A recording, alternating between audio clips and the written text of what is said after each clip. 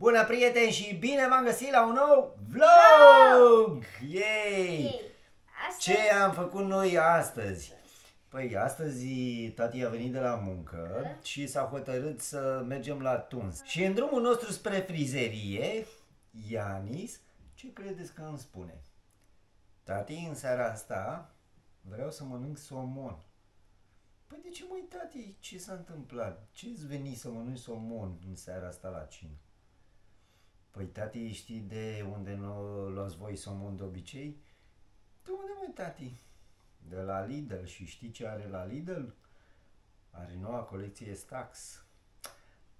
Am înțeles. Deci nu somonul era problema, ci colecția de Stax. Bine, zic, hai că vedem după ce ne tundem, vorbim și cu mami și vedem ce mâncăm noi diseară la cină, pentru că nu ne dorim să aruncăm mâncarea pe care o avem. Și ajung și acasă, până la urmă mami a zis că hai că putem să ne rupem în seara asta, să facem ceva diferit și să mergem până la Lidl să luăm somon, pentru că noi de obicei de la Lidl cumpărăm somon. Și ulterior am îmbrăcat copiii și am fugit la Lidl. Unde la Lidl Ianis a reușit să ne păcălească așa un pic și pe noi și pe bunici, dar cu condiția ca în continuare să își facă temele pe care le mai are determinat pentru vacanță. Între timp am luat alte staxuri. Aici avem o grămăjoară pe care încă nu am desfăcut-o. Da. Sunt 20 de pachetele aici. Da, și mai avem aici alte câteva care nu am avut răbdare și le-am desfăcut. Da. Și cu voi am decis să mai desfacem încă vreo 20-21 de pachețele. Da. Dacă faceți cumpărăturile de la Lidl în valoare de 70 de lei, primiți un pachetel, așa cum spuneam și în vlogul trecut, pachetelul are culoare albastră. Iar dacă vreți, puteți cumpăra suplimentar la prețul de aproximativ 2 lei, adică 1,99 lei. Știți voi cum e pusă cifra asta, 99 la fiecare preț. Și de asemenea, dacă tot am fost la cumpărături, Ianis a zis că își dorește și el pe Stitch. Stitch, am zis bine? Da, își dorește și el gentuța cu Stitch, pentru că fata deja a primit gentuța cu Minnie Mouse. Și am hotărât să-i cumpărăm și lui Ianis. De asemenea, am descoperit că în interiorul capacului de la joc avem și instrucțiunile, dar acum ce mi s-a părut la jocul acesta că ar fi incomplet este că lipsește zarul. Și dacă nu aveți un zar prin casă, ar trebui să-l achiziționați voi suplimentar. Acum poate, nu știu, am nimerit noi cutiuța cu jocul dezasamblată, poate cineva a luat zarul de acolo, pentru că se mai întâmplă în magazin, dar sau poate că într-adevăr așa vine fără acel zar, dar ca și feedback, jocul ar trebui să fie complet, să te apuci doar să îl joci. Sau să te apuci să cumperi jocul și să cumperi separat și staxurile, pentru că într-adevăr ai nevoie de ele, dar măcar zarul trebuia să fie acolo, asta e părerea mea. Haideți să ne apucăm să desfacem celelalte staxuri pe care le avem, să vedem ce ne-a picat. Primul. Poate reușim să facem colecția. Ce ziceți, facem? Haideți, super!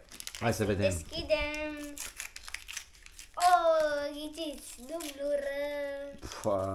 Iar dublură peste dublură. O punem aici. Hai să vedem.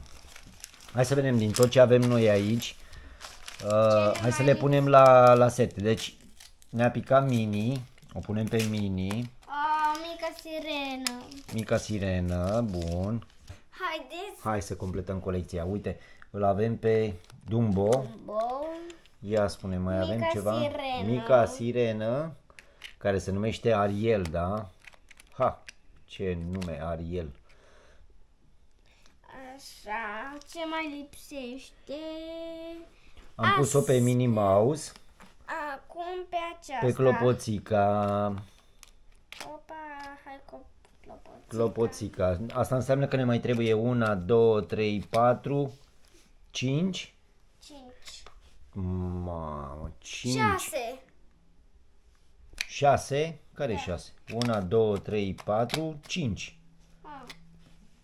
N-ai fost atât. Hai să desfacem, să vedem dacă cumva reușim să facem colecție, având în vedere că ne mai trebuiesc doar 5. Dublură.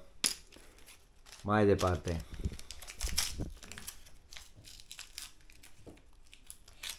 Este nou, uitați! Yay! Este Simba. Din Din...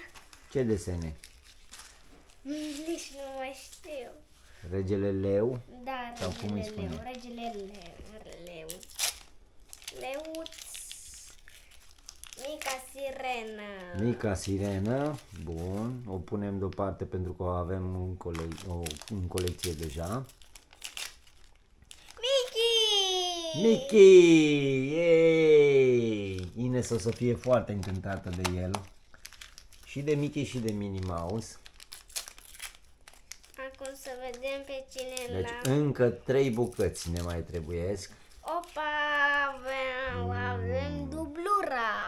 Dar Ariel pică în continuare.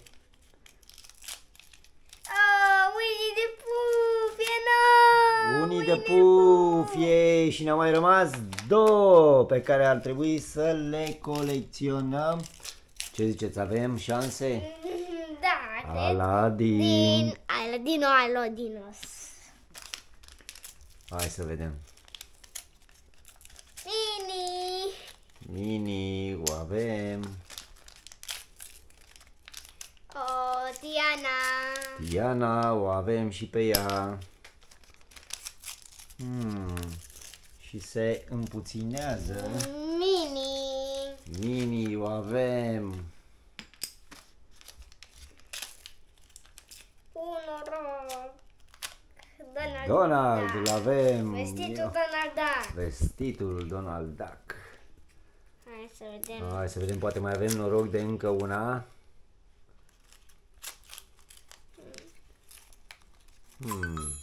Da. Peter Pan? Da, Peter Pan. Ce am ghicit? Tot Peter Pan. Da. Vai. Se tot împuținează. Oh, no! Wow! Ce super! Fii atent! Cum ar fi ca la ultimul pe care îl desfaci Să fie. să fie albă ca zăpada. Doar ea ne mai trebuie. Hai! Da, e dublură. Oare albă ca zăpada este piesa care se găsește cel mai greu în colecția asta? Ca zăpada! Albă ca zăpada? Da! Nu vine să cred! În seara asta am făcut toată colecția! Yay! Ce super! Avem doar una.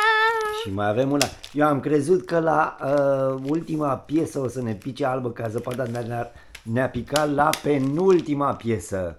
Wow, Am terminat super! colecția. Hai să o desfacem, să vedem ce ne-a picat. Da. Să vedem și ne-a picat. Este zâna bună. Zâna. Zâna bună. Deci ne putem declara mulțumiți. Da. La momentul de față putem spune că undeva în jur de câte? De vreo 30, cam așa, 30 de... 16 sunt. 30 de staxuri, cred că am achiziționat, dacă nu mă înșel. 30 sau 35 de staxuri. Plus vreo 3 pe care le-am primit gratuit în urma achiziționarii unor produse din magazinul Lidl în valoare de 70 de lei. Deci am reușit să facem colecția doar în 3 zile sau în 4 sau 3 zile. foarte rapid. Da. Da. Prima colecție care a făcut-o cea mai rapidă este staxurile. Corect, cea mai rapid am realizat această colecție. Vă mulțumim, dragilor, că v-ați uitat la vlogul nostru. Noi am reușit să facem la momentul de față toată colecția. Uite, ca să vă arătăm și vouă mai pe larg. Da. Ce putem să vă spunem decât să aveți și voi bafta de a le nimeri pe cele care vă lipsesc. Și noi vă spunem la revedere. Da. Și spor la cumpărături. Da. Pa, pa! La revedere! Pa, pa!